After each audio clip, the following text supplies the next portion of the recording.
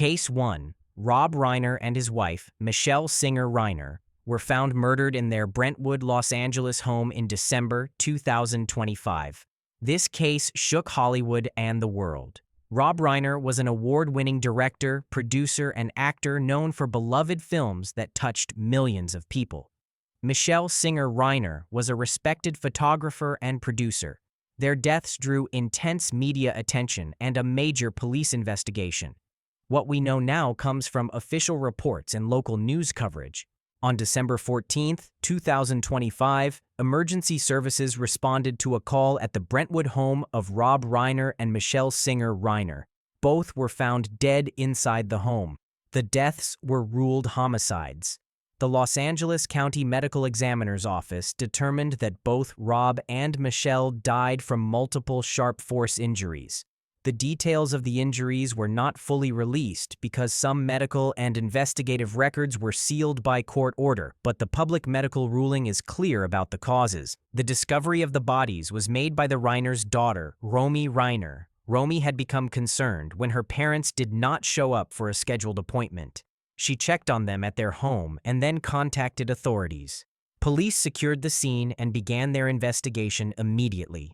Within hours of the bodies being discovered, the Los Angeles police located and arrested 32-year-old Nicholas "Nick" Reiner, the son of Rob and Michelle. Nick was found near the University of Southern California campus. He was taken into custody and later charged by the Los Angeles County District Attorney's Office with 2 counts of first-degree murder with special circumstances. The special circumstances designation means that the prosecution believes there are additional factors that could lead to a more serious sentence if there is a conviction. In this case, the use of a knife or similar object in the killings is part of those factors, according to court filings. Nick Reiner was held without bail following his arrest. Details released by the district attorney's office confirm that the killing charges were filed within a short time after the investigation began. The filing also states that prosecutors are pursuing legal penalties allowed under California law for murders with special circumstances. From the moment the police arrived at the Brentwood home, detectives worked to piece together what happened. They collected physical evidence and interviewed family members, friends, and anyone who might have information. Because several elements of the case were sealed by court order, not all investigative details are available to the public. This includes some autopsy records and police reports that were restricted by judges' ruling. Even though some parts of the investigation are private, we know that the Los Angeles Police Department and the District Attorney's Office moved quickly to build a case. The prosecution set a scheduled date for arraignment in early 2026. At the arraignment, Nicholas Reiner entered his plea and received legal representation. The next stages of the case include preliminary hearings, motion filings, and possibly a trial, depending on how both sides proceed. As of early 2026, the legal case against Nicholas Reiner continues. The court will move through the next phases of the criminal process, which may include motion hearings, evidence challenges, potential plea negotiations, or a trial. California's judicial system ensures that all defendants receive a fair process, no matter how serious the charges. The outcome of the case will unfold over many months, and updates will come through official court filings and public records. If you'd love to see more murder documentaries on the channel, please support my channel by liking this video and subscribing. Thank you very much. Case 2. Ana Robles was 37 years old when her life ended inside her Bakersfield home on the night of November 26, 2025. What investigators say happened next placed this case among the most disturbing murder cases in California that year. According to court records and police statements, Ana Robles was shot and killed by her husband during a domestic confrontation, while their teenage son was inside the house.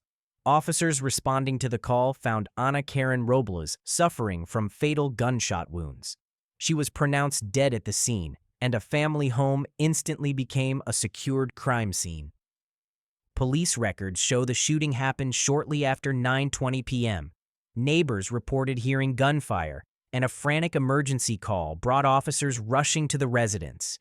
Inside, they encountered a scene that prosecutors would later describe as deliberate and violent. Ana Robles' teenage son, later identified in reports as 15 years old, was physically unharmed but deeply shaken. He immediately became a key witness. Authorities confirmed that the boy saw and heard events leading up to the shooting, making his account central to the investigation. Child welfare services and victim advocates were called in within hours, recognizing that this case involved not only a homicide, but a surviving minor who had lost his mother in front of him. Investigators quickly focused on Ana Robles' husband, Emanuel Robles, also 37. According to police, he fled the house after the shooting but was located and arrested later that night at a nearby shopping center in Bakersfield. Officers reported recovering an AR-15-style rifle, which prosecutors later identified as the weapon used in the killing. Body camera footage and police interviews would become critical evidence. Authorities say Emanuel Robles made statements to officers indicating the shooting followed a domestic dispute involving accusations of infidelity. Prosecutors allege the confrontation escalated until he fired multiple rounds, striking Ana Robles and causing fatal injuries. As investigators reconstructed the timeline, details began to clarify how quickly the violence unfolded. Court documents show that the argument took place inside the home, with the teenage son present nearby. Police have emphasized that while the boy was not physically injured, the psychological impact was immediate and severe. Officers escorted him away from the scene as detectives photographed evidence, secured the firearm, and documented the interior of the home. The Kern County coroner later formally identified Ana Robles as the victim, confirming her cause of death as gunshot wounds. Within days, the Kern County District Attorney's Office filed first-degree murder charges against Emanuel Robles. In addition to murder, prosecutors also added charges related to willful cruelty to a child, reflecting the presence of the teenage son during the killing. During the initial court appearance, the defendant pleaded not guilty to all charges. A judge ordered him held without bail, citing the seriousness of the allegations and the violent nature of the crime. The courtroom proceedings marked the beginning of a legal process expected to last months, possibly years, as attorneys prepared to argue intent, evidence, and witness testimony. As the case moved forward, public attention grew, not because of mystery, but because of the brutal clarity of the allegations. Prosecutors described the killing as intentional, emphasizing the type of weapon used and the setting of the crime. Defense attorneys, meanwhile, signaled they would challenge the state's narrative and explore the circumstances surrounding the argument. No final verdict had been reached as of the end of 2025, but pre-trial filings outlined how central the teenage son's testimony would be, along with forensic evidence recovered from the scene. Beyond the courtroom, the impact of Ana Robles' death rippled through the Bakersfield community. Friends and relatives described her as a devoted mother whose life ended far too soon. Community members organized support efforts focused on her children, particularly her teenage son, who now faced life without his mother and with the knowledge of how she died.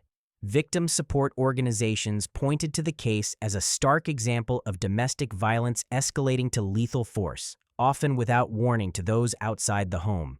Law enforcement officials have been careful in their public statements, repeatedly stressing that the investigation followed established procedures and that all allegations would be tested in court. They confirmed that there was no evidence of outside suspects and that the focus remained squarely on the accused husband. Prosecutors also noted that domestic violence cases involving firearms tend to escalate quickly and leave little opportunity for intervention once weapons are involved.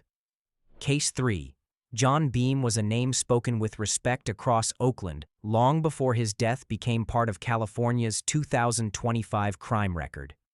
At 66 years old, the longtime Laney College football coach was known for shaping young men both on and off the field. Players described him as firm but fair. Colleagues described him as steady and dependable. To students, he was often more than a coach. That is why the events of November 2025, when Beam was shot and killed, sent shockwaves far beyond the campus.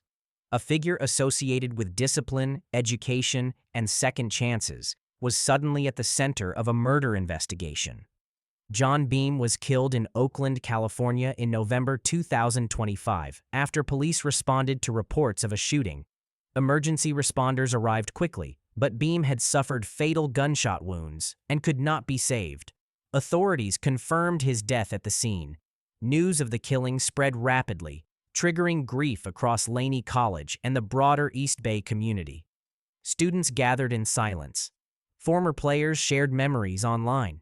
Many spoke about how Beam had helped keep them focused on school, guided them through difficult moments, and pushed them to believe they could build a better future. Law enforcement agencies moved swiftly to investigate the killing. Oakland police began collecting evidence, interviewing witnesses, and reviewing surveillance footage from the surrounding area. Within days, detectives identified Cedric Irving Jr., 27, as the suspected shooter. Prosecutors later charged Irving with murder, formally bringing the case into the criminal justice system. Authorities made clear that this was a targeted act of violence, not an accident, and that the charge reflected the seriousness of the evidence gathered during the investigation. While officials have not publicly released every detail of the shooting, they have confirmed the central facts. John Beam was the victim. Cedric Irving Jr. was arrested and charged. The case is being handled in Alameda County, where prosecutors are responsible for proving the charge beyond a reasonable doubt. At this stage, Irving is presumed innocent under the law, and the court process will determine responsibility. Investigators have avoided public speculation about motive, focusing instead on evidence they believe links Irving to the killing. For the Laney College community, the legal process feels distant compared to the loss itself. Beam spent decades working with student athletes, many of whom came from challenging backgrounds. Former players have said he demanded accountability while offering guidance. He emphasized staying eligible, attending class, and thinking beyond the next game. His influence extended beyond wins and losses. That made his death especially painful for those who saw him as a stabilizing force in their lives. College officials released statements honoring Beam's legacy and confirming cooperation with law enforcement. Memorials appeared on campus, including jerseys, flowers, and handwritten notes. Vigils brought together current students, alumni, faculty, and community members. For many, the gatherings were not only about mourning but also about recognizing what Beam represented: commitment, structure, and belief in personal growth. His absence left a noticeable gap within the program and the school. The case against Cedric Irving Jr. became part of a larger pattern of shocking murder cases connected to California in 2025, a year marked by multiple high-profile killings that raised public concern about safety and violence. Beam's case stood out because of his role in education and youth development. This was not a figure associated with crime or controversy. This was a coach whose career centered on keeping young people on a positive path. His death challenged assumptions about where violence occurs and who it affects. As the prosecution moves forward, the focus will remain on evidence presented in court. Detectives have relied on witness accounts, physical evidence, and investigative timelines to build their case.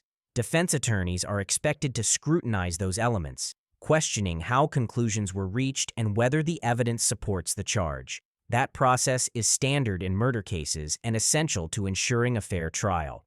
What remains clear is the human impact behind the legal language.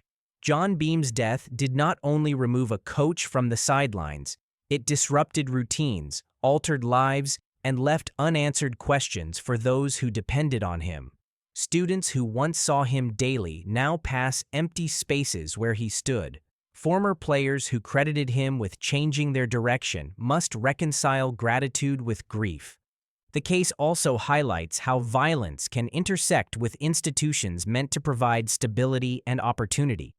Colleges are often viewed as safe spaces focused on learning and growth. When a respected educator is killed, it forces communities to confront uncomfortable realities about vulnerability and loss. Beam's death became a reminder that no role, no reputation, and no dedication to service can fully shield someone from harm. As of now, Cedric Irving Jr. remains charged with murder, and the case continues through the court system. Future hearings will address evidence, procedural matters, and potential trial dates. Each development will bring renewed attention to the killing and to the life that was lost. The outcome will be decided by a judge or jury based on the facts presented in court. Don't forget to smash the like button and subscribe to my channel. Thanks for your support. Case 4. James Ian Carter and Christian Arturo Millward Ildefonso found themselves facing the most severe charges available under California law. Carter was 19 years old. Ildefonso was just 18. Prosecutors allege the two were responsible for the shooting death of Alan Martinez, a 13-year-old boy. By late September 2025, both defendants stood in a California courtroom and entered not guilty pleas to first-degree murder and multiple related charges, officially launching one of the most disturbing murder prosecutions in the state that year. According to investigators, the fatal shooting occurred earlier in 2025. Evidence presented by prosecutors indicates that Alan Martinez was walking with two other people when a vehicle approached. Authorities allege that a confrontation followed. Moments later, shots were fired from the vehicle. When officers arrived at the scene, they found Alan suffering from gunshot wounds. Despite emergency medical efforts, he did not survive. Detectives immediately classified the case as a homicide and began a detailed investigation, securing the scene, interviewing witnesses, and reconstructing the sequence of events leading up to the shooting. As the investigation progressed, attention turned to Carter and Ildefonso. Prosecutors allege the shooting was not random. According to court filings, the case is being prosecuted as gang-related, with both defendants facing special circumstance allegations for murdering for the benefit of a criminal street gang. Under California law, those allegations dramatically increase potential penalties if a conviction is secured. Prosecutors argue the evidence meets the legal threshold for first-degree murder, signaling intent or circumstances severe enough to warrant the highest level of criminal liability. In addition to first-degree murder, Carter and Ildefonso face several other serious charges. Prosecutors have charged both with shooting at a victim from a moving vehicle, along with sentence-enhancing allegations related to firearm use and great bodily injury. These enhancements reflect the severity of the alleged conduct and, if proven, could significantly extend any sentence imposed.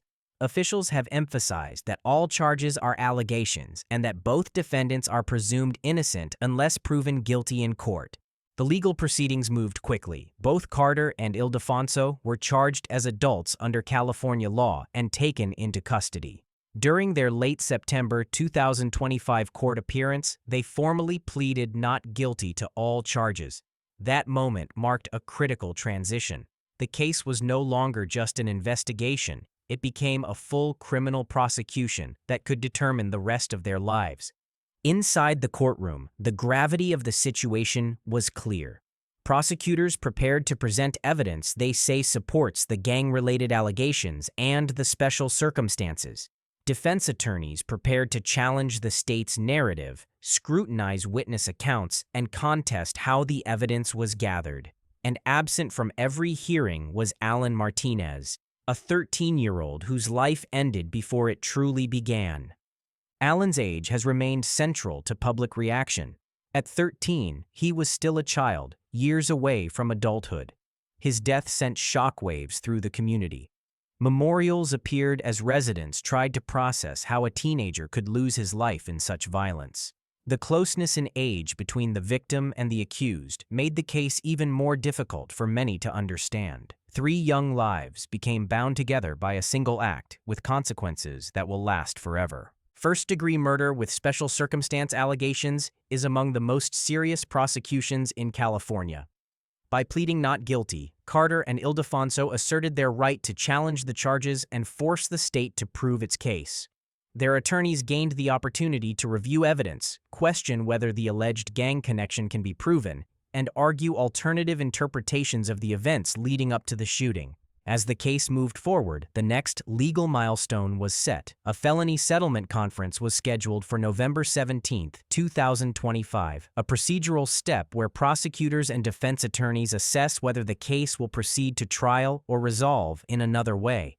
As of early 2026, no resolution had been reached. Both defendants remain in custody without bail, and the case continues in the pre-trial phase. Prosecutors have not publicly disclosed a specific motive beyond the alleged gang connection. Authorities have stated they are relying on evidence and legal standards rather than speculation. Case 5. Jubilant Sykes' life ended inside his Santa Monica home, in a case that became one of the most unsettling murder investigations in California in 2025. Known internationally as a Grammy-nominated opera and gospel singer, Sykes spent decades performing on major stages and recording music rooted in faith and classical tradition. Yet his final moments did not unfold in public view or under bright lights. Instead, authorities say he was stabbed to death inside his own residence, in what police quickly identified as a domestic homicide involving his own son.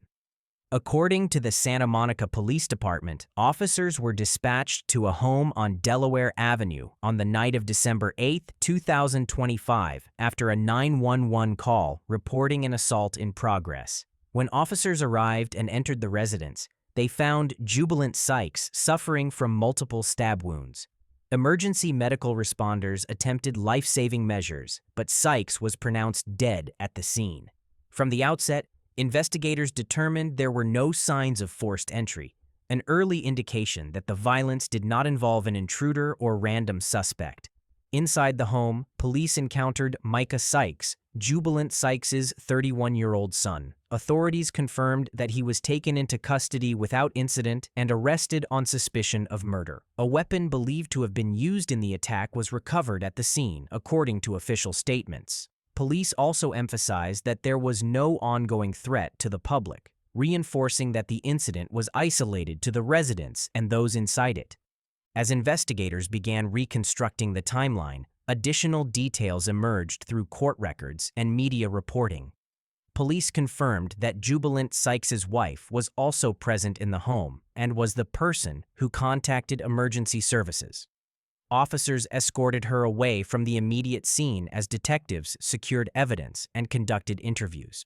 While authorities have remained cautious about publicly discussing motive, they stated early on that the case appeared to stem from a domestic confrontation rather than an act of random violence. Within days of the killing, the case was forwarded to the Los Angeles County District Attorney's Office. Prosecutors formally filed a murder charge against Micah Sykes. During early court proceedings, bail became a significant point of discussion. Court records show that bail was initially set at $2 million, and at one point briefly listed at $4 million, reflecting the seriousness of the charge. However, on December 11, 2025, a judge granted the prosecution's request for no bail, citing the nature of the allegations and public safety considerations. From that point forward, Micah Sykes has remained in custody. As the legal process moved into late 2025 and early 2026, defense strategy began to take clearer shape. Preliminary hearings indicated that Micah Sykes' attorneys were placing significant focus on his mental state and medication history. Court discussions referenced prior mental health issues, though prosecutors have not publicly stated that such factors excuse or justify the killing. Instead, these elements are expected to play a role in how the defense approaches intent and responsibility as the case progresses. By January 2026, Micah Sykes remained in custody, and his arraignment had been delayed, a move consistent with ongoing evaluations and pretrial motions. Court records show his arraignment is scheduled for February 11, 2026. No trial date has yet been set, but prosecutors have signaled that forensic evidence, scene reconstruction, and witness testimony will form the backbone of their case. Defense attorneys, meanwhile, are expected to continue raising questions about mental health, treatment, and the circumstances leading up to the fatal encounter. Outside the courtroom, the killing of Jubilant Sykes sent shockwaves through both the Santa Monica community and the global music world. Tributes poured in from fellow performers, religious leaders, and fans who knew Sykes not as a headline, but as a powerful voice in sacred and classical music. Neighbors described the home as quiet, offering little hint that it would become the site of a homicide investigation. For many, the contrast between Sykes's public legacy and the private violence that ended his life has been difficult to reconcile. From an investigative standpoint, law enforcement officials have emphasized that the case moved quickly because of the clarity of the evidence at the scene, the lack of forced entry, the presence of the suspect inside the home, and the recovery of a weapon allowed detectives to narrow their focus almost immediately. This was not a case defined by unanswered questions about who committed the crime, but by the far more troubling question of how a family conflict escalated to lethal violence.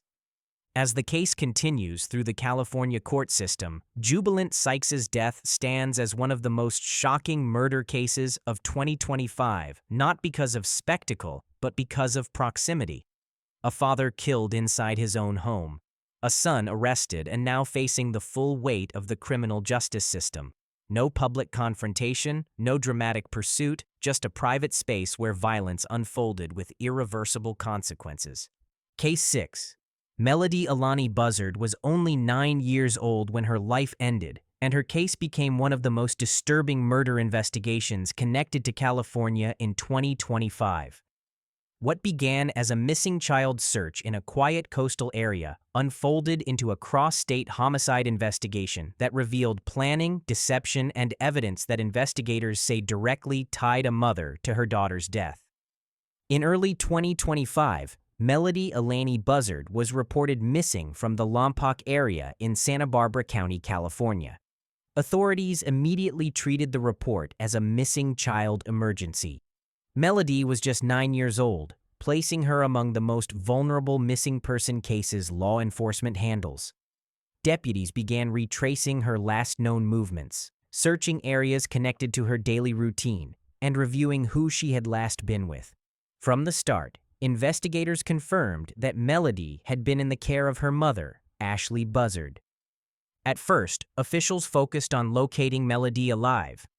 Search efforts expanded, and the community followed the case closely. But as days passed, investigators uncovered information that raised serious concern.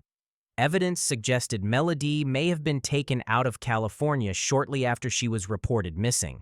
That discovery escalated the case dramatically. What had started as a local search became an interstate investigation involving coordination between California and Utah authorities. The case reached a devastating turning point when Melodee's body was found in Utah. Law enforcement confirmed that her remains were discovered hundreds of miles from where she had been reported missing. Investigators later confirmed that Melodee died from gunshot wounds to the head, officially classifying the case as a homicide. The announcement ended any remaining hope and marked the beginning of a full-scale murder investigation. As detectives worked the Utah crime scene, they recovered critical physical evidence. Among the most important findings were cartridge cases located near where Melodee's body was found. Investigators later confirmed that those cartridge cases matched an expended cartridge recovered from Ashley Buzzard's home in Lompoc, California. Prosecutors have described this ballistic match as a key link tying the Utah crime scene directly back to California and to Melodee's mother. Investigators also uncovered evidence suggesting deliberate efforts to avoid detection during the trip out of state. According to law enforcement statements, Ashley Buzzard allegedly wore wigs and disguises, and also disguised Melodee while traveling. Authorities further revealed that the rental vehicle used during the trip had its California license plates replaced with New York plates, a move investigators say was intended to prevent the vehicle from being easily tracked. Prosecutors have cited these actions as evidence of planning and consciousness of guilt. While the homicide investigation was unfolding behind the scenes, Ashley Buzzard was arrested on an unrelated charge in early November 2025.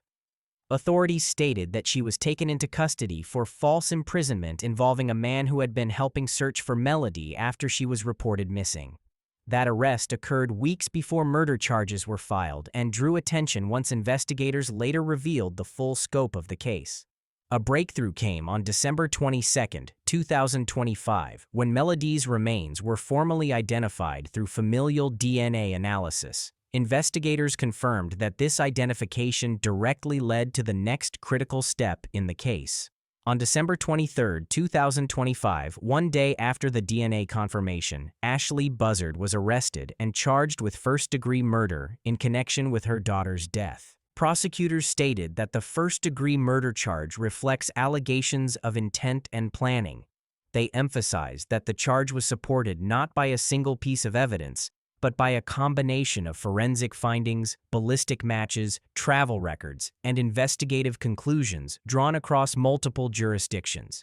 Officials also stressed that charges remain allegations and that the legal process will determine guilt or innocence. The emotional impact of the case was felt deeply in the Lompoc community. Melodee was 9 years old, an age when life should be focused on school, family, and childhood routines. Vigils and tributes appeared as residents tried to process how a missing child's search had turned into a murder case involving a parent. For many, the details revealed by investigators made the case even harder to understand. As the case entered the court system, new details about its trajectory emerged. As of January 2026, the case is active in the Santa Barbara County court system. Melodee Buzzard is being held without bail, reflecting the seriousness of the charges and the prosecution's position on public safety and flight risk. A preliminary hearing was scheduled for January 7, 2026, where prosecutors are expected to outline evidence supporting the charges. Prosecutors have also publicly stated their sentencing intentions. Rather than seeking the death penalty, they have announced they will pursue life in prison without the possibility of parole if a conviction is secured. That decision underscores how seriously the case is being treated while remaining within current prosecutorial guidelines. Throughout the investigation, authorities have emphasized the importance of interstate cooperation. Evidence collection, forensic analysis, and arrest decisions required coordination between multiple agencies across state lines. Officials have pointed to Melodee's case as an example of how quickly a missing child investigation can escalate and how critical early evidence preservation can be. Case 7. Roario Garcia arrived at work on December 29, 2025, expecting nothing more than another shift at the IHOP restaurant on Close Way in Richmond's Hilltop Plaza. It was early afternoon, just after 1:40 p.m., a time when the restaurant was still serving customers and staff were moving between the kitchen and dining area. Roario was working as a dishwasher, stationed in the back of the restaurant, away from customers. By the end of that shift, he would be dead, and the IHOP would become the center of one of the most shocking murder cases in California in 2025. The first emergency call did not describe a shooting. According to police, dispatchers were initially told there was a medical emergency inside the restaurant. Co-workers had found Roario unconscious in the kitchen area, and at first, his injuries appeared consistent with severe head trauma rather than gunshot wounds. Richmond police officers responded under the assumption that they were dealing with a workplace medical crisis. It was only after fire personnel arrived and conducted a closer assessment that the nature of the injuries raised serious concern. The scene quickly shifted from medical response to a homicide investigation. Roario had been shot. Paramedics attempted emergency life-saving measures, but Roario was pronounced dead at the scene. Officers immediately secured the restaurant, clearing employees and customers while establishing a perimeter around the IHOP. The building was closed, and the Hilltop Plaza parking lot filled with patrol vehicles as detectives and evidence technicians arrived. What had moments earlier been treated as a possible accident or health emergency was now confirmed as a killing that had taken place during normal business hours. Police confirmed that Roario was working at the time of the shooting and was not involved in any reported disturbance in the dining area. The violence had occurred in the kitchen, out of sight of customers. This detail unsettled investigators and the public alike. There were no reports of a robbery, no public argument, and no signs of a random attack spilling in from outside the restaurant. The focus of the investigation quickly turned inward toward what might have happened behind the scenes. Detectives began interviewing employees who were present during the shift, attempting to reconstruct the timeline leading up to the moment Roario was found unconscious. Officers also attempted to review surveillance footage from the restaurant. However, as the investigation progressed, family members raised concerns that internal security cameras inside the IHOP were not operational at the time of the shooting. This limitation became a critical obstacle. Without clear interior footage, investigators were forced to rely heavily on witness statements, exterior cameras from nearby businesses, and circumstantial evidence to understand what happened and why. In the days that followed, Romario's family publicly identified him as the victim. They described him as a hard-working man who showed up for his job and took pride in earning a living. To help cover funeral and burial expenses, the family launched a GoFundMe campaign, which quickly gained support from members of the community. Messages of condolence poured in, many from people who had never met Roario but were deeply shaken by the circumstances of his death. For service industry workers across California, the case felt uncomfortably close to home. As police continued their investigation, authorities revealed that the case did not appear to be random.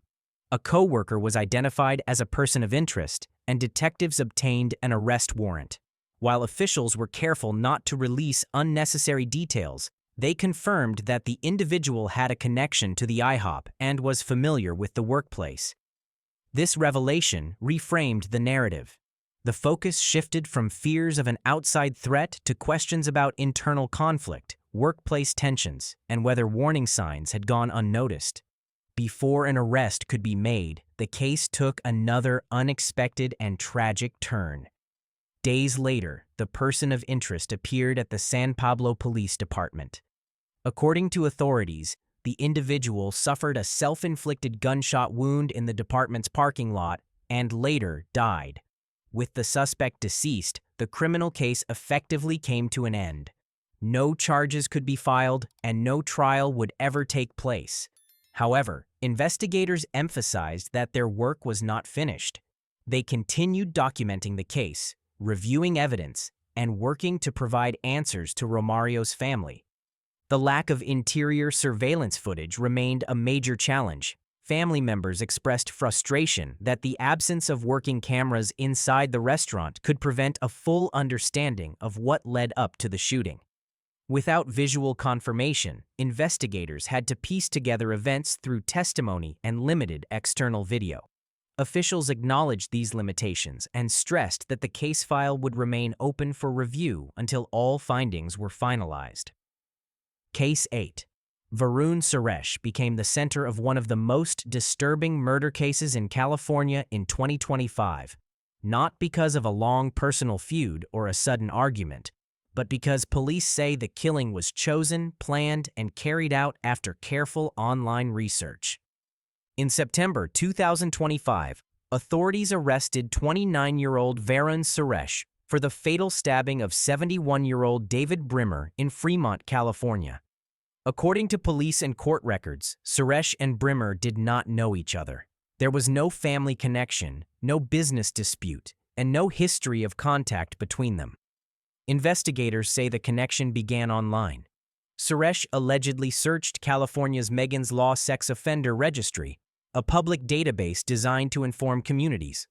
On that site, Brimmer's name appeared due to a child molestation conviction dating back to 1995.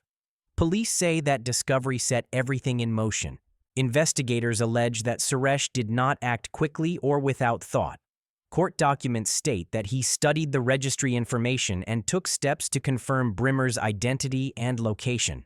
To do this, Suresh reportedly posed as an accountant going door to door in the neighborhood. This detail became a key part of the prosecution's case because it showed planning and intent. Authorities say Suresh wanted to be certain he had the correct person and address before approaching Brimmer. That step, prosecutors argue, removes any claim of confusion or mistake. On September 18, 2025, police say Suresh confronted Brimmer near his home. The encounter turned violent, and Brimmer was stabbed. Reports state that Brimmer attempted to flee and sought help from neighbors, but he was fatally injured during the attack. Officers responded to emergency calls and found Brimmer unresponsive. He was pronounced dead at the scene. Suresh was taken into custody shortly afterward without resistance, according to police statements. What shocked investigators most came later, during questioning. Court filings say Suresh admitted to targeting Brimmer because of his past conviction. He reportedly told detectives that he believed people listed on the registry deserved to die. Even more disturbing was a statement attributed to Suresh in police reports, where he described the killing as honestly really fun. Prosecutors have cited this quote repeatedly, saying it reveals not just intent, but a lack of remorse. Authorities have emphasized that Megan's Law is meant to provide information, not permission for harm. Law enforcement officials stated clearly that no individual has the right to carry out punishment, regardless of a person's past crimes. In press briefings, prosecutors described the killing as deliberate and unlawful, stressing that the justice system exists to handle crimes, not private citizens acting on personal beliefs. As the case moved through the courts in late 2025, it sparked widespread debate across California and beyond. Some members of the public expressed anger over Brimmer's past conviction, while others warned that using public registries as tools for violence puts everyone at risk. Legal experts noted that the registry includes people who have already served their sentences and are living under strict legal rules. Vigilante actions, they warned, undermine the rule of law and create new victims. Prosecutors charged Suresh with murder and argued that the evidence showed clear planning. They pointed to the online searches, the false accountant story, and Suresh's own statements to police. Defense attorneys, while acknowledging the severity of the case, raised questions about Suresh's mental state and background. Court records show that these issues were expected to play a role in pretrial proceedings, though no official ruling on mental health defenses had been made public by the end of 2025. The case also forced a broader discussion about how public information is used. Megan's Law was created to increase awareness and safety, especially for families. Lawmakers and law enforcement leaders reiterated that its purpose is prevention, not punishment. Following Suresh's arrest, some officials called for renewed public education on the limits of the registry and the consequences of misuse. For many observers, the most chilling aspect of the case was not just the violence, but the calm way it was described afterward. Investigators said Suresh did not try to hide his actions or deny what he had done. According to police, he expected to be arrested and made no attempt to escape. That behavior, prosecutors argue, supports their claim that the killing was not an accident or a moment of loss of control. As of the time this video was uploaded, Varun Suresh remained in custody as the case proceeded through the California court system. Case 9. Emanuel Harrow was only 7 months old when his life ended, and his case became one of the most painful and closely followed murder investigations in California in 2025.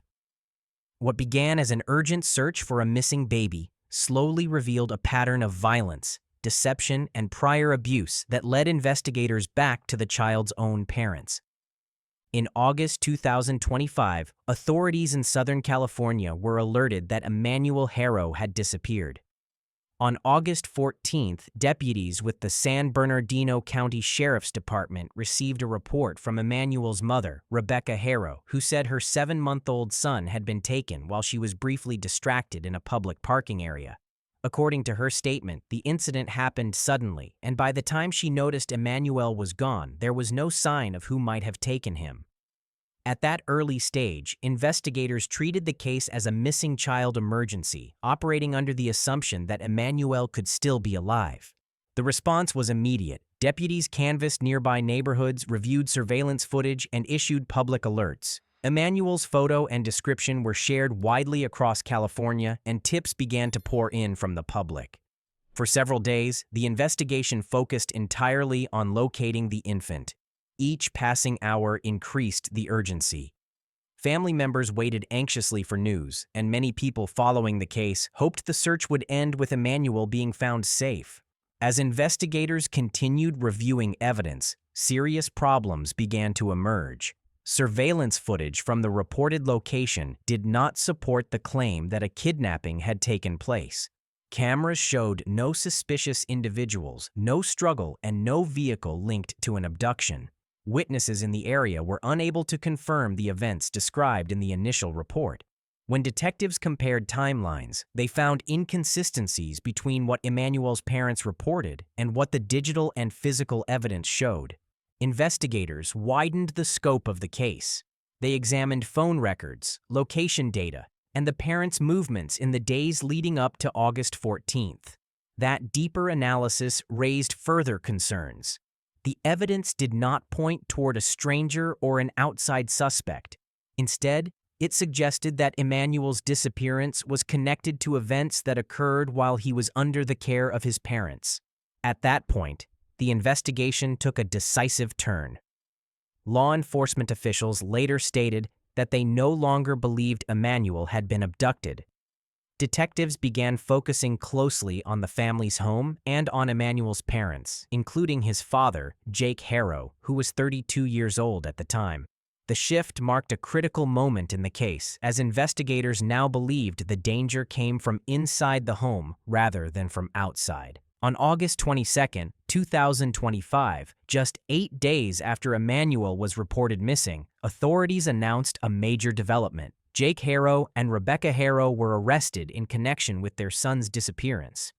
Investigators stated publicly that they believed Emanuel was deceased, even though his body had not been publicly recovered. The announcement shocked the community. Many people who had followed the case struggled to accept that a baby so young could have been harmed by his own parents. Prosecutors explained that under California law, homicide charges can proceed even when a body has not been recovered, as long as evidence strongly supports that a death occurred and that it was caused by criminal acts. As jurisdiction was clarified, investigators determined that Emanuel's fatal injuries occurred at the family's home in Cabazon, California. Because Cabazon is located in Riverside County, the case was formally transferred from San Bernardino County to the Riverside County District Attorney's Office, which handled the prosecution.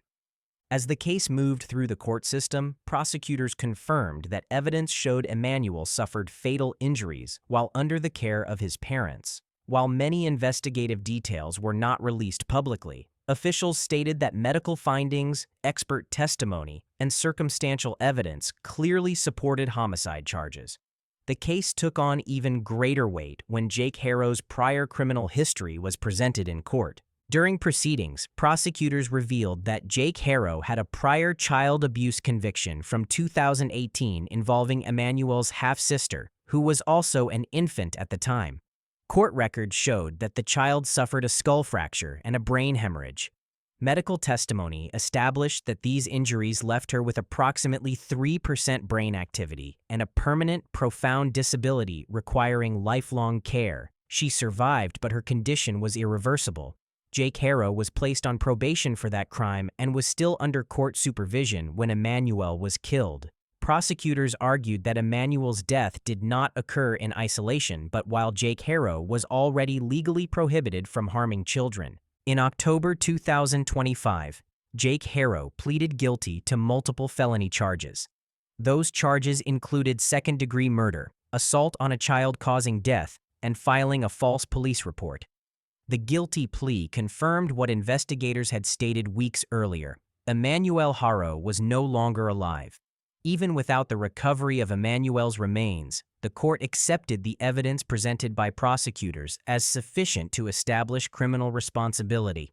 Sentencing followed the plea. Jake Harrow was sentenced to 25 years to life in California State Prison for second-degree murder. In explaining the sentence, the judge cited the extreme vulnerability of the victim and the profound breach of trust involved when a parent causes the death of a child who depends entirely on them for survival.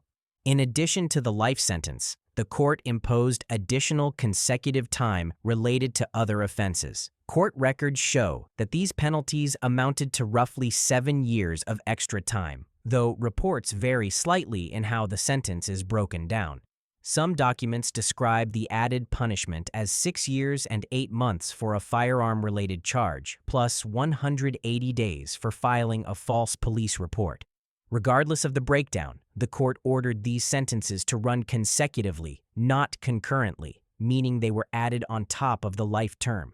The judge made clear that the structure of the sentence reflected both Emanuel's death and the fact that the crime occurred while Jake Harrow was already on probation for severely injuring another child. Rebecca Harrow pleaded not guilty to the charges filed against her.